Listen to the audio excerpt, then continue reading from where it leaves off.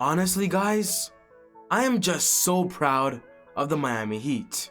At the beginning of this season, nobody, literally nobody projected the Heat will go all the way to the NBA Finals. Everybody said it would have been the Milwaukee Bucks, the Los Angeles Clippers, even the Philadelphia 76ers. The Miami Heat was in nobody's radar.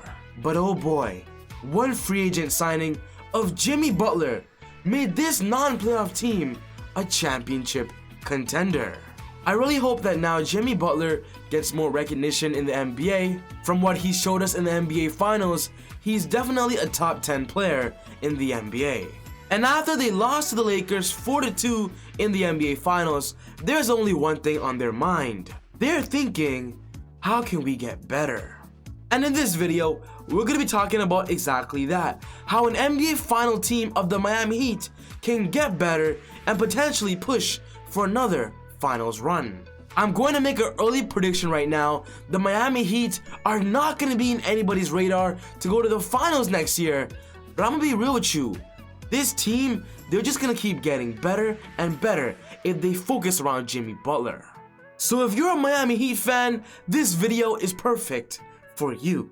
But before I get on with the video, I just want to say, if you're new to the channel and love basketball, welcome to Easy Buckets. My name is Soom, and I make basketball videos every single day. I'm putting up about 6 videos per week, and I guarantee you guys are gonna love all the content that I'm putting out. So if you're new, be sure to hit the subscribe button, click this button right here, post notification bell, do not miss any of my upcoming videos. If you watched the video and loved it, be sure to smash that thumbs up button, guys. I really appreciate it. It would really help out the channel a lot. But without wasting any more time, let's go straight into the Miami Heat and what they're gonna do in this upcoming offseason to simply get better. When I mentioned earlier about the Miami Heat being in nobody's radar, this is the reason why. The teams that go to the NBA Finals are usually the ones that are either the first or second seed in their conference, because being at the top of your conference means you're the best team on each side. The Heat this year had a record of 44-29, making them the 5th seed in the Eastern Conference and also the 11th seed in the whole NBA. But the Heat did not care how their regular season defined them. The teams they beat to get to the NBA Finals were the teams that had a better record than them. They beat the Indiana Pacers, who was the 4th seed. They beat the Milwaukee Bucks, who were the 1st seed. And then they beat the Boston Celtics, who were the 3rd seed. The Miami Heat beat all the teams that everybody thought was better. And this just shows us NBA fans one thing: in the NBA, literally anything can happen. Going into this offseason, the Miami Heat have a few things that they could use and work around. We're talking about the NBA draft. They have the 20th overall pick. That's all they have. They traded away their 2nd round pick, and with this pick, there's been rumors of them targeting a guard. They also have a $10 million mid-level exception to sign a player in free agency, and also have about $25 million in cap space to sign someone. When talking about their roster going into next season, these are the players right now that are still locked in. They got Jimmy Butler, Andre Iguodala, Tyler Hero, Bam Adebayo, Kendrick Nunn, Duncan Robinson, KZ Okpala, and Chris Silva. The good news on this side is that most of the main core will be returning to the roster. The players that could potentially be entering free agency are Goran Dragic, Solomon Hill, Myers Leonard, Kelly Olynyk has a player option, Jay Crowder, Udonis Haslem, and Derrick Jones Jr. This is a simple overview of what the Miami Heat's offseason will begin to look like, and now we can move on to the next part of this video where I put our priority list in play of what the Miami Heat have to do. The first priority is giving Bam Adebayo a contract extension. Bam Adebayo will be entering free agency next offseason as an unrestricted player, which means he can sign with any team that he wants. And this upcoming offseason, because this is Bam's 3rd year with the Heat, he can finally sign a big extension after his rookie deal. This year, Bam Adebayo was phenomenal. He averaged 15.9 points per game, 10.2 rebounds, 5.1 assists, 1.1 steals, and 1.3 blocks per game. He made the All-Star team this year on the Eastern Conference and also made All-NBA defensive second team. But in the playoffs, where it matters the most, Bam Adebayo certainly stepped up. He averaged 19 points per game, 11.4 rebounds, and 5 assists. Bam was a monster in the playoffs and was a big factor to why they beat the Bucks and the Celtics. Who remembers that crazy block Bam had on Jason Tatum? That was disgusting. There has been some rumors that the Heat might actually wait till next offseason to sign Bam Adebayo, but in my personal opinion, I don't think they should do that. I believe building their future around Jimmy and Bam Adebayo is the best for this franchise, and inking him on a contract is a must-do this offseason because you don't want Bam to change his mind. You want Bam to stay committed and loyal.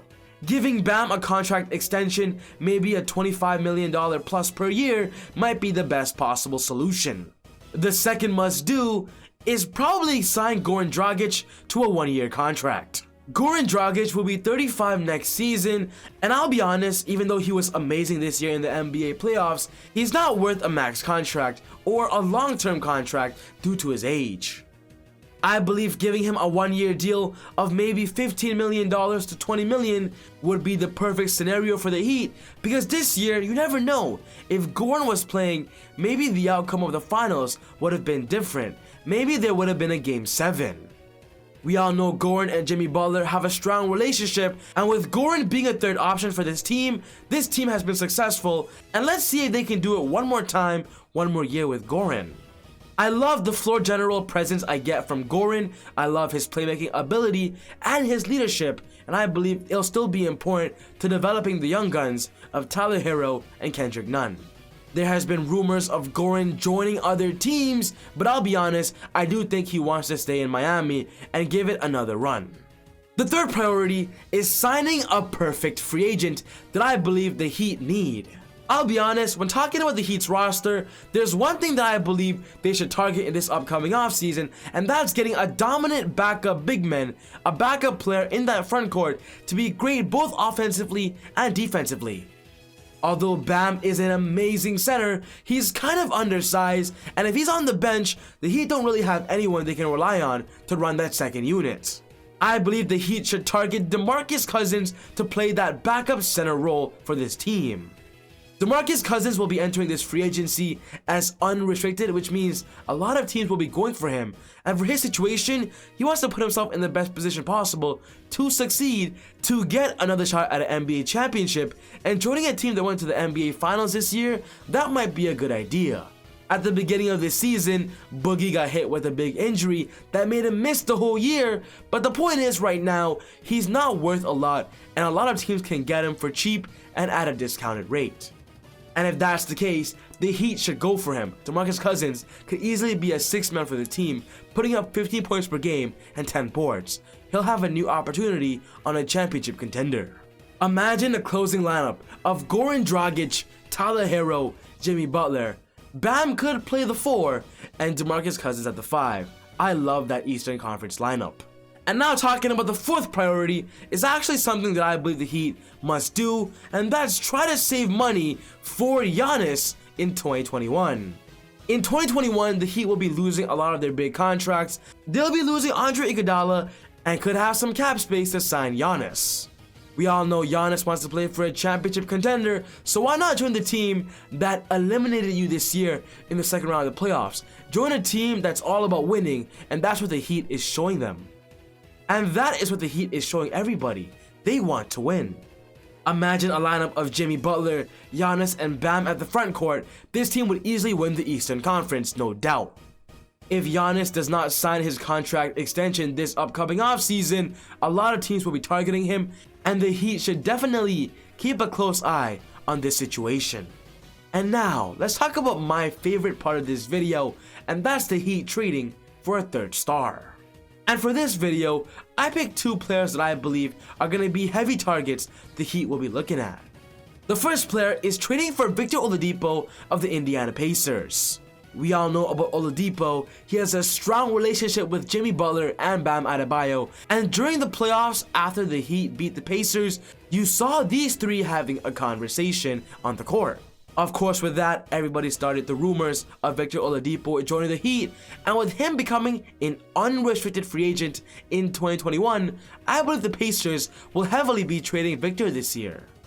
A report also came out for Victor that according to this person, Victor Oladipo is as good as gone when it comes to the Indiana Pacers, and that's why so much trade talks have begun. I believe if the Heat can offer up Kendrick Nunn, Duncan Robinson, Andre Iguodala, and their 2020 first-round pick, I believe the Indiana Pacers would accept that deal. Imagine a big three of Oladipo, Jimmy, and Bam. This team would be great not just offensively, but great defensively. I love this scenario.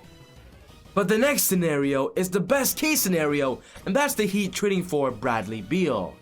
When talking about Bam and Jimmy Butler, these two aren't known to be a scoring punch and known to just put up great monster numbers in the scoring column. The Heat would love a player to be the #1 scoring option, and Bradley Beal will fit that scenario perfectly. Bradley Beal is currently on the Wizards, and we all know in his situation, he's not on a winning organization, but what's most important to him is he wants to win.